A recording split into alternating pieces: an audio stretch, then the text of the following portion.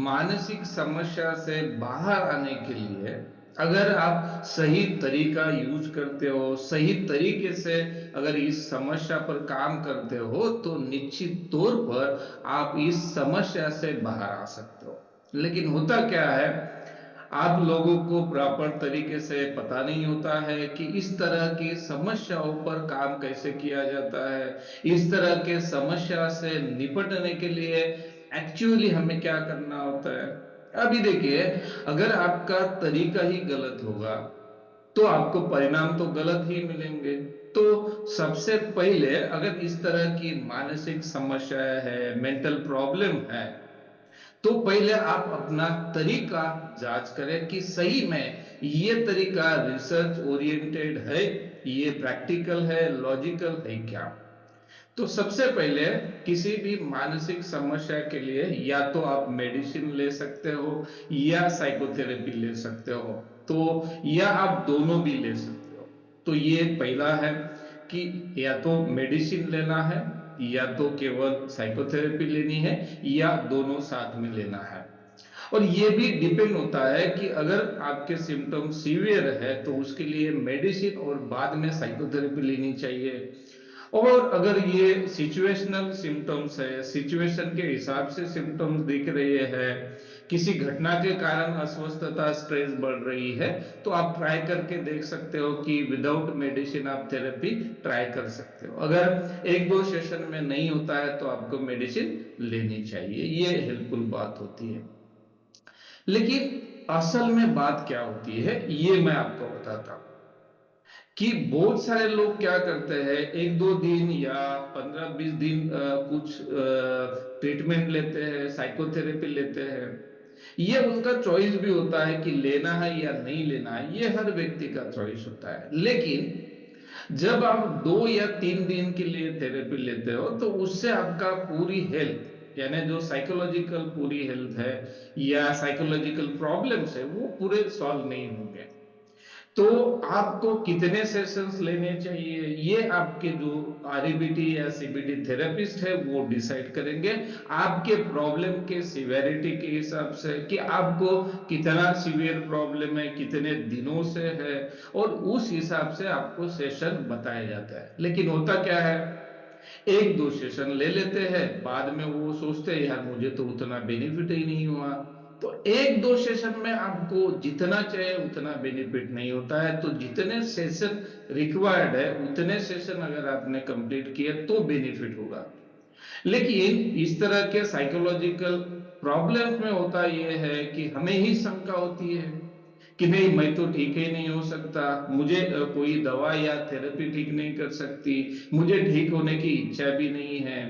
और मन में ये डाउट क्रिएट होने से वो व्यक्ति एक थेरेपिस्ट के पास जाता है, उनके पास से कुछ सेशन लेता है, फिर दूसरे के पास जाता है, फिर कुछ दिन करता है, फिर तीसरे के पास जाता है।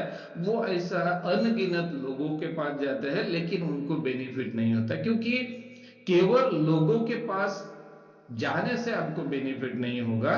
तो उन लोगों का पूरा अगर आप ट्रीटमेंट लेते हो, जैसे किसी भी पर्सन से अगर आप आरईबीटी या सीबीटी थेरेपी लेते हो और वो जो सजेस्ट करते हैं उनको अगर आप अमल में लाते हो, तो शायद आपको ज्यादा बेनिफिट मिल सकता है। इस बात को अगर हम उदाहरण के जरिए समझते हैं तो आपको बेटर समझ में आएगा। अभी देखिए, आपके घर में एक घड़ा है जिसमें गंदा पानी है, और इस गंदा पानी को आपको निकालना है और उसके जगह पर आपको स्वच्छ यानी हेल्दी वाटर को पुट करना है। अभी देखो, आपके पास में एक चॉइस है कि इस पानी को आपको एक एक ग्लास करते हुए निकालना है। तो अभी देखो कि एक एक गिलास आप पानी निकालोगे और एक एक गिलास आप पानी स्वच्छ वाला डालोगे, तो क्या आपके घड़े में स्वच्छ पानी आपको दिख पाएगा? एक गिलास आपने गंदा पानी निकाला, फिर दूसरा गिलास आपने स्वच्छ पानी का डाल दिया, तो घड़े में आपको स्वच्छ पानी दिखेगा क्या? नहीं दिखेगा। लेकिन स्वच्छ पानी हो रहा है, नहीं हो रहा है? हो रहा है। तो आपके साथ भी ये हो रहा है। आपने एक सेशन लिया तो थोड़ा सा सुधार आ गया, थोड़ा सा विचार परिवर्तित हो गया, थोड़ा सा ही, क्योंकि ये जो घड़ा है पूरा पूरा घड़ा नकारात्मक विचारों से, नकारात्मक सोच से भरा पड़ा है, तो ये नकारात्मक सोच को हमें निकालना पड़ेगा और उसमें रैशनल, तार्किक, लॉजिकल, प्रैक्टिकल थिंकिंग को डालना पड़ेगा, जो स्वच्छ पानी।